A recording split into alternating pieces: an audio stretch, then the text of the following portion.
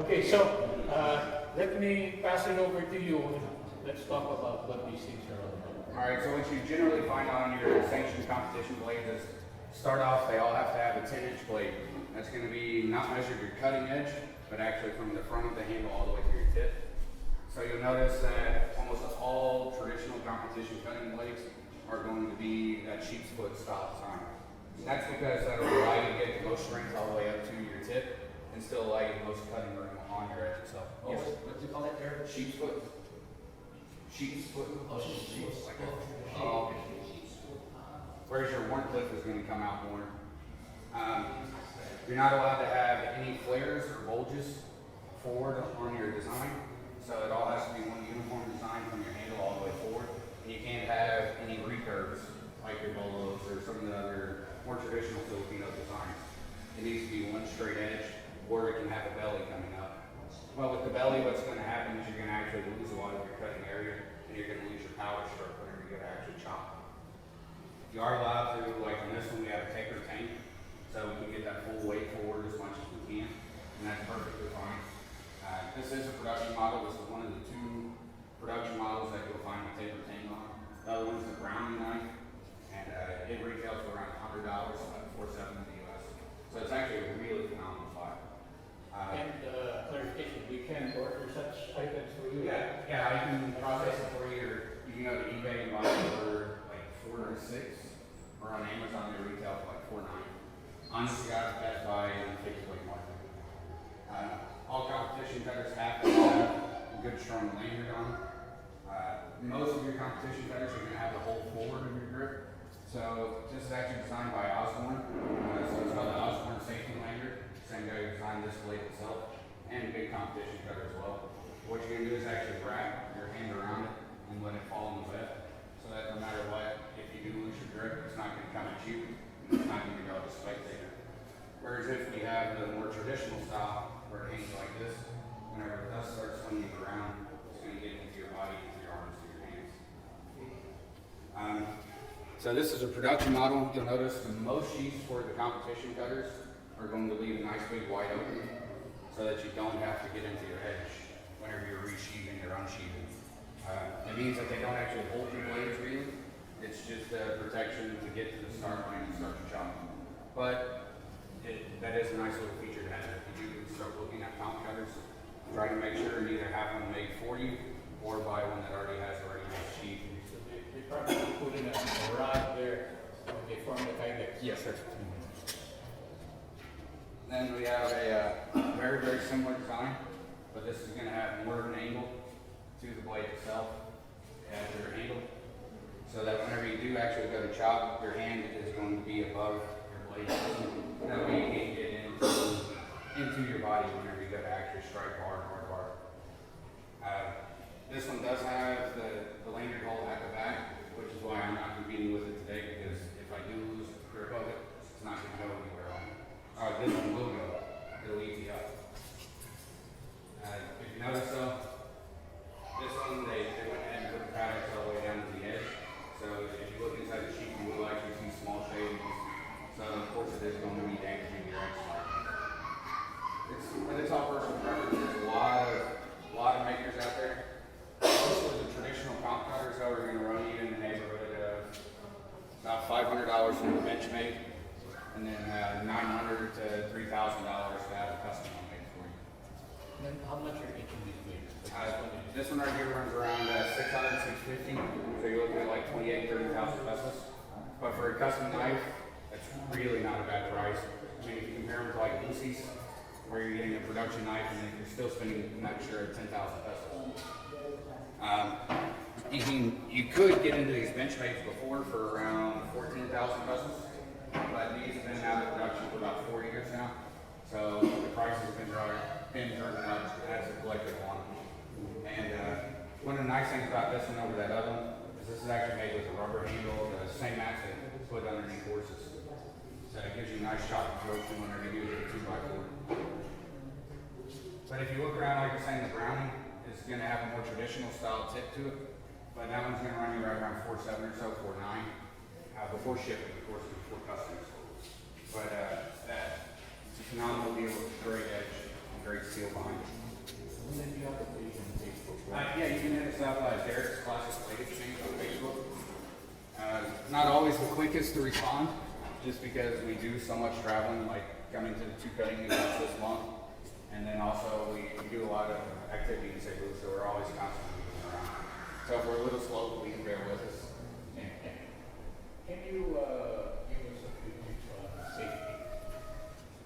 Biggest thing, absolutely biggest thing, is this hand either goes behind your back or inside your pocket or up on your chest. That's the biggest issue. In fact, in the U.S. at any blade sport event, if your hand ever leaves your side at all, you're automatically DQ'd, you're gone.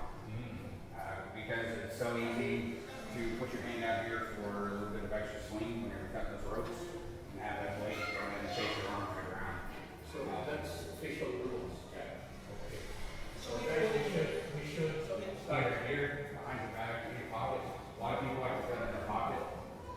Grab the inside of your pocket, and then you know that your hand ain't clean and it's not going anywhere. It's all personal preference, of course.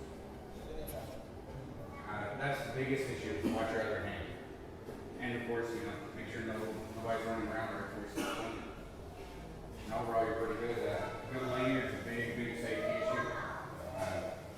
Not some cheap, small, thin lanyard, because you have to remember you're generating hundreds of kilos of force when you're actually swinging these full force. Just fine. Yeah, paracord will be fine. Before you use it though, make sure you stretch it out nice and tight. Go ahead and wet it down, stretch it, pull it, go ahead and get all that blade out before you put it on the safety lanyard. Make sure you've got a good strong knot. Like mine, I put in the bench bison and slid on. So I weigh 90 kilos, 95 kilos. So that's a good tight knot. You can use, a lot of people use a leather thumb instead of paracord. The leather will definitely not cut into your hand as much as the paracord will, because it's nice and wide. You can even make a slit that'll go over your wrist to help keep that from cutting into you. It's not actually going to hurt you, it's just going to be uncomfortable. Can you share with them what the technique is for water bottles? Okay, all of us were beginners last time, except for our expert on how not to do it. We were looking at the videos, the photos, then we noticed that a lot of the guys, the arm is so long, the blade is so long, and then the bottles still go off to there, okay? So, of course, logic would have it that the blade has to make it all the way to the last bottle. Yes, sir. Okay, so what are the rules on how you start, your stance, technique, how do you get to the last bottle? It's all personal preference. A lot of guys will use a backhanded chop actually. I've got short arms, so that doesn't really work for me because I only get that much room. Whereas going ahead and coming all the way back with it, and going all the way through the line, good follow through, allow you to remove those other speed on the swing. One of the big things is all depends on how thick the blade is. If you've got something like this that's 1/4 inch thick, or if you're getting into the other stuff that's like 5/16 inch thick, then whenever you're actually going to chop, you're actually going to want to start with your grip lead and then drag through the back of your blade. And whenever you actually get to your last water bottle, that's where you're going to be cutting it right here in the sweet spot of the blade. If you've got something thinner though, you can go ahead and start up at the sweet spot of your blade and go ahead and just drag all the way through and angle your wrists like so you stay in the sweet spot the entire time. Other than that, your technique and your method is all going to be dictated by the type of blade that you're using. And of course how sharp your blade is. The sharper your blade, the less you have to worry about technique. And the thinner your blade, the less you have to worry about technique. But the thicker and the duller your blade gets, the more you have to start worrying about how good your technique actually is on your cut. Once you get it down now, like you see these nice pretty cuts on bottles where you see the bottom half still standing right there. Whenever you start getting into 10 plus bottles, you're not going to be able to do that anymore. Might leave 1 or 2 sitting there, but you're never going to leave all 10 there. Just because the amount of force that's generated, it becomes cumulative for each single bottle.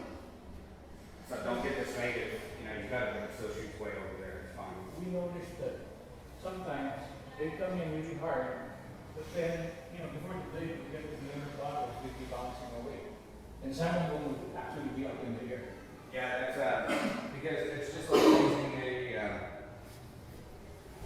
I don't even remember the name for them anymore. Those metal balls on the stand, you drop one, and yeah, but I can't remember that. Pendulums, anything, swings.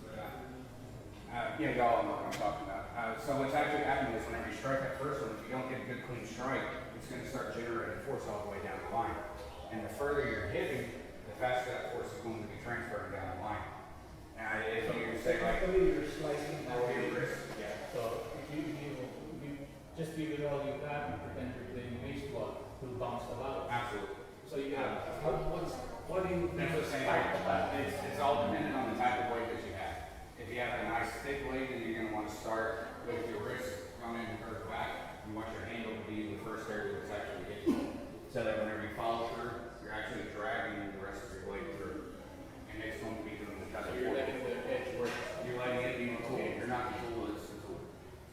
So don't be a tool. Whenever you got something thinner, you can actually stay in that sweet spot of the chopping zone. You go all the way through and keep your wrist at that constant angle, and that'll keep it nice and uniform all the way through. But the biggest issue whenever you start transferring force is whenever you start twisting your wrist up and down. And you'll see that on your cups. If you got a nice perfectly straight line on your cups, that's how you know you've got your wrist angle properly. Most If guys you are got going up. most go up or go back down, one of the two. But generally, they're so worried about hitting the table that they're pulling their arm upwards. And that's where you're going to start throwing them, because what's happening is your edge isn't hitting you cleanly anymore. You're actually hitting the shoulder of your edge, and that's transferring all the energy instead of allowing it to cut right on through. That's a really nice bit of information there. How about the hanging rope? Oh, you got me on that. We're all. Yeah, that's a tough one. But I noticed that you come in at an angle. It really should just be a lot like cutting a single water bottle. I hope it's big. So just like a tender, Valley Filipino, your standard shot glass should be just fine. It's more about the speed and the follow through. If you twist your wrist at all whenever you hit, all you're going to do is fling the bottom up. Not actually going to go through it. With the 2x4 cuts, remember these, two good solid swipes, and then come back for your third to cut in that V. And by that time, you should be over about 70% through on your third cut, so you can come straight down and go right on through the extra 30% and kick it on out. Can you share with them what the best performance on that has been? 1.21 seconds for a 2x4 chop. He's a beast. It's actually really amazing to watch, because it's like, I think he did it in 3 swipes. He took out a 2x4. Wow. Three swipes. Like two. Yeah. So 3 strikes, less than 1.5 Just one, less than 1.5 seconds. Yeah, he's a beast. But you don't actually start your time until you're hit it. Then they start your time, and you've got, still That starts the clock. that's 3 full speed strikes in the second and a half. That's pretty impressive. Full speed, full power. There are levels on the what is the different limitation of the combination? Don't you go back on the manual? Not too much, because except for the lefties like to use it for water bottles. But mainly because whenever you strike here, that means that your water bottles are actually going to have to be over here so that your blade can be even by the time it hits. So then you're running out of space for your follow through. So like for me, I'm a small guy. Some of y'all won't have that issue. I actually have to take a step to go all the way through my water bottle so I can get follow through on all 10. You take one step. I do personally. Like I throw hop like you're throwing a baseball or football or I don't know. Basketball, I guess, for a long court throw, but I take an extra step so that I can go ahead and put my hips to it and swing all the way through.